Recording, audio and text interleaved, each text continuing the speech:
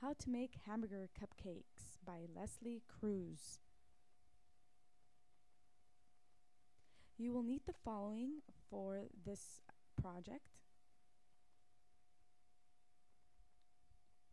Optional, but you will also need for the French fries and cookie trays are the following.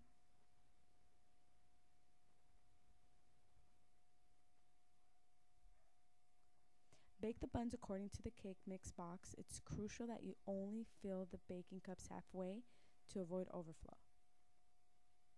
Make the patties according to the brownie box. Make sure you use parchment paper for better results when cutting the patties. You will need a 2-inch cookie cutter for the hamburger patty. This is what goes best with the cupcake size.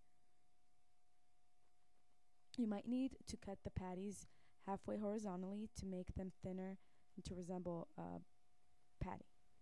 This is what your burger should look like. Not boogers, burgers. You will need a can of white frosting for the condiments. Separate the frosting into 3 separate containers. Use a toothpick to gradually add the coloring until you've reached your desired color. A little goes a long way, guys. Put the colored frosting in 3 Ziploc bags. You can use mini rubber bands to keep all the frosting on one section of the bag.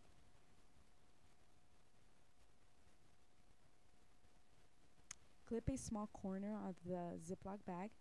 Squeeze the red, then the yellow or green or whichever way you prefer on the patty. Once all the condiments are on the burger, dabble a little bit of water on top with your finger and sprinkle some sesame seeds. It should look a little something like this. Next, roll sugar cookie dough, cut into long French fry sized strips. Separate them on a cookie sheet to avoid them from globbing together, guys.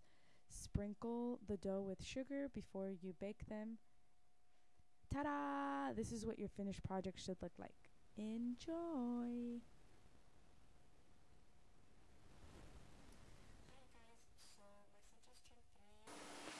Hi you guys, so my son just turned 3 a few days ago and I decided to go with something a little bit different instead of a regular birthday cake, and he's really into SpongeBob right now, so I decided to do Krabby Patties. I was doing a little bit of research and this is what I came up with. Now, the cake itself consists of classic yellow cake mix, and that's just made into regular cupcakes. Okay, and the brown stuff, that's actually a brownie and it's so good, but try not to eat them all. Now, the yellow, red, and green icing you see there is just regular classic vanilla icing, and you just put a little bit of food coloring in it until you reach your desired color and start piping it on there. Now let me see if I could open this, how it's gonna look. Nope, it's stuck on there good. But I'll open the bottom part. That's the brownie, which is the patty, and they're pretty good. That's what my guests seem to like them. I did put sesame seeds on top. I rubbed it a little bit with water and then sprinkled them on top to make sure they stuck on there good, and a few fall off, but you know, they still get the hamburger look. So that's pretty much it for this here. I did use a 2-inch cookie cutter for the brownie to make sure I get everything in the right size. And for the French fries, all these little guys are sugar cookies. Sugar cookies that I pre-cut before I put in the oven, which was very challenging. Sprinkled with sugar and cinnamon so they can have that seasoned salt look, and these are very good. Now for the rest of the items here, I'll show you. This little guy here is made out of vellum. This is the French fry template, which you can find on bakerella.com. That's where I found all my good stuff. And basically just cut it and put it together with double-sided tape, not the removable kind because that will come apart. You just have to use, I guess, the regular kind. It's not permanent.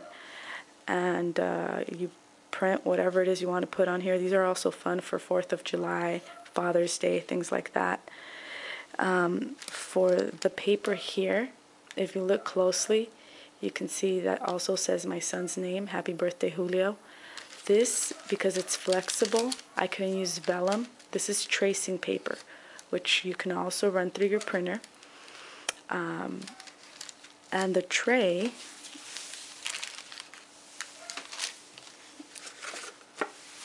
here, I could have purchased already made, but the reason I decided to also make this instead of buy it is because the ones that I found that were already made were too deep and a few inches too big. So my cupcakes and cookies were going to look much smaller, and it just was not going to look proportioned to size. So I decided to make these also.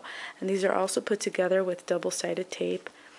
And that's pretty much it. It looks easy, but it took me a whole day. If you have help, it'll probably take you a few hours.